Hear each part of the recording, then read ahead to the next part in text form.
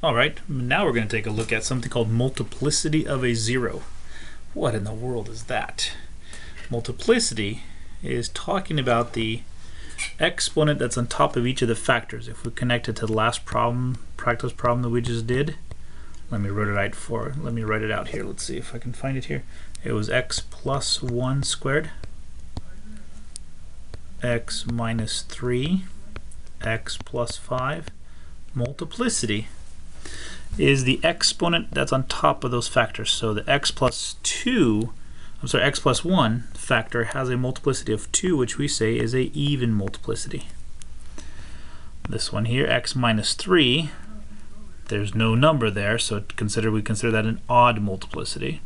And again, x plus 5, technically there's a little 1 there that we don't talk about, but there's an odd multiplicity. So what does this mean? If you have an exponent on top of each of the factors, and it is an odd exponent, that means your graph is going to go through the 0. It's going to cross at the 0. If your factor has an even exponent, that means it's only going to touch. So it comes down, touches the 0, and comes back up. Or it could be coming from the bottom. Could be the fact that it was coming from the bottom, touches the 0, and goes back down. Alright, so just real quickly here, if m is odd, it crosses the x-axis. If m is even, it's only going to touch the x-axis. And what is the m? M is the exponent that's on top of each of the factors. Okay, let's do the calculation to it first, and then we'll do the graph to it. Alright, so let's go for it here. Practice problem. Find the zeros of the polynomial function and give the multiplicity for each 0. So I think this is very similar to the one we just did. X minus 1 squared, set that equal to 0. X plus 3, set that equal to 0. X plus 5, set that equal to 0. And solve each of those here. So as we do the square root of both sides, you get x minus 1 still equal to 0. Add 1, you get x equals 1. Here you're going to subtract 3 to get a negative 3. Here you're going to subtract 5 to get a negative 5. So what we say is the real zeros are 1, negative 3, and negative 5. Now we're going to go a little step further. When x is equal to 1, has a multiplicity, or with multiplicity, 2. Because 2 is the exponent that was originally on top of the factor itself. Okay, when we say x is equal to negative 3 with multiplicity, this one's just going to be a 1. Again, it's the exponent that's on top of that factor. And x equals negative 5 with multiplicity 1. Again, the exponent that was right here, because we don't really write down number ones. Okay, we'll put this together in just a bit here. One more piece, and then we're going to start graphing here something called turning points. Okay, and I think we've seen turning points before. It was remember the extrema that we looked about later here. So a local or a relative maximum is a point, we could call it a top of a hill. A local or relative minimum, we say, is sort of like the bottom of a hill. Whenever that happens, these guys are called turning points. And basically, it either goes from increasing to decreasing, or goes the other way. It changes from decreasing to increasing. So those are called the turning points. So looking at this here, this graph has turning points at negative 112 and at 2, negative 15.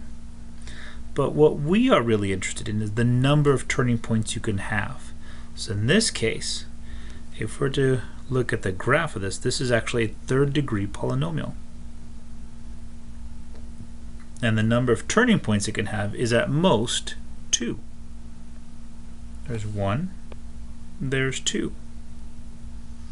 And so the theory says this: if f of x is a polynomial of degree n, then at most it can have n minus 1 turning points.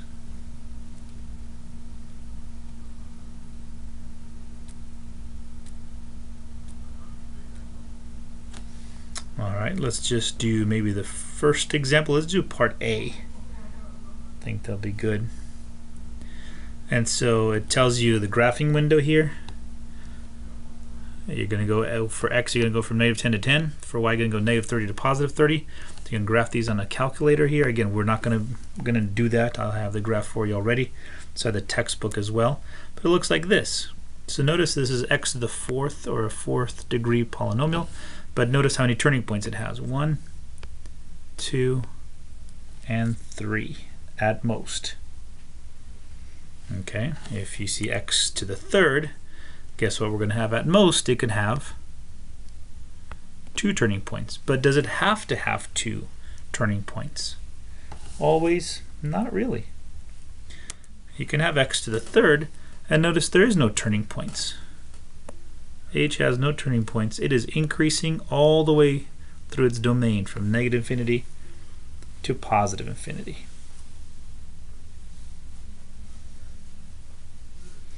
Okay, so practice problem number 8, all for you. Find the number of turning points of the graph. Hey, I already give the answer. That's no cool. For some reason. All right. So number of turning points of the graph of this.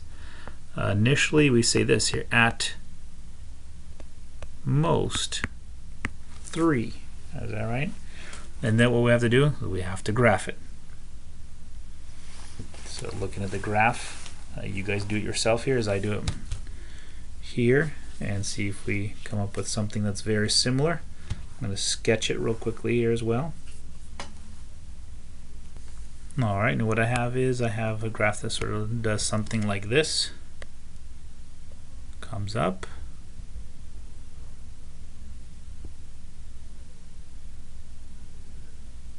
Hopefully that's something you guys have. And again, notice from the graph we have 3 turning points for this particular graph. Okay, so how do we graph these polynomials? It's a step process, 5-step process technically. This is probably the last or second to last problem we'll do. So first things first, when you look at a graph, you look at in behavior. Take a look at the leading term. What is the leading term telling you about how this is going to have a graph? Then find all the zeros or the x-intercepts of this graph. Then real quick here, find the y-intercept. Remember, y-intercept is just f of 0.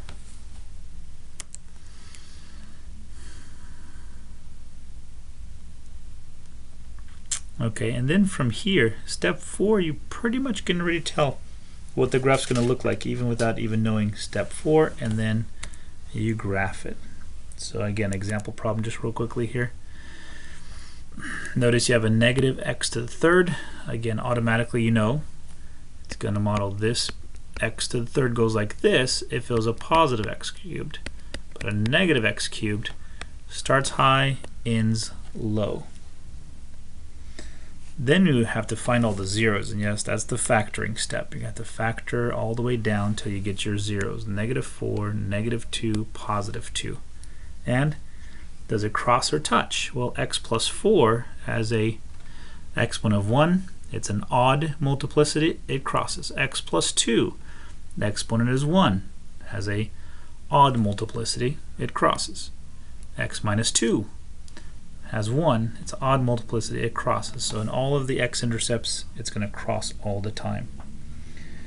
And then you find the y-intercept. Y-intercept is pretty easy. Going back to the original function, if this becomes 0, that becomes a 0, if that becomes a 0, here's your y-intercept.